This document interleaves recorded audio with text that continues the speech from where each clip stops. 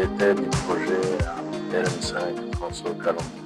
L'entreprise groupe EISK, c'est une société de travaux de droit burundais et qui exerce son métier il y a de cela 12 ans.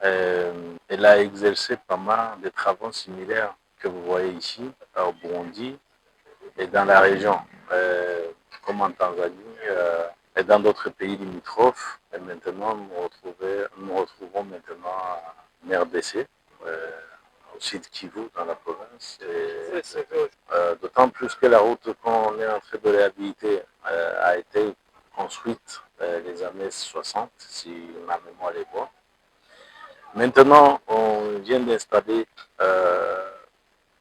le premier central de concassage qui va nous permettre la production, de faire la production des agrégats et des agrégats qui vont nous servir dans les différentes étapes de construction de la route. Par exemple, comme vous avez vu le chantier, nous sommes sur l'étape où il faut faire une couche de base. Et la couche de base sera justement faite dans des matériaux concassés de granulométrie 0,31.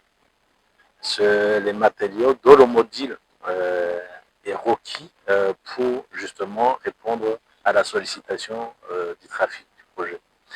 Et ensuite, vous avez vu que sur le projet, il y a passage de au moins 3 grands pots, donc Kavimvira, Moulongo et Kalmabenge, où il faut produire des agrégats qu'on va utiliser pour les bétons et qui seront employés pour la construction des pots.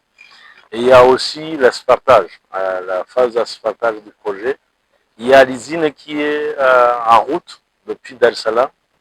Ça arrive ici dans 7 à 8 jours et qui sera aussi implanté à côté, justement, qu'on va utiliser les agrégats produits ici pour la production de l'asphaltage qui sera la phase finale pour le projet de Kalongo Kalongo.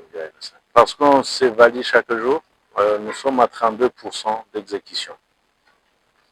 Et nous avons déjà écoulé 5 mois sur 18 mois.